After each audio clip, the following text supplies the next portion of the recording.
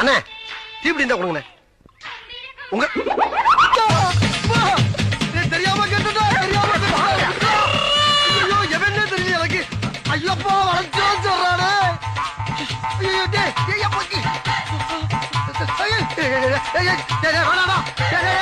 தீப்படி தான் கேட்டே.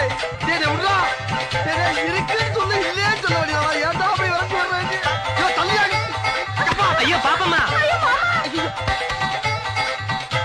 அப்பா ஏன் தள்ளியா தள்ளியா வழியா வழியா. செவிட்டு போலீஸ் பிறந்தவன். பறக்கி வர்றானே. ஐயோ சவறு வச்சுட்டாங்களே வழி இல்லையே.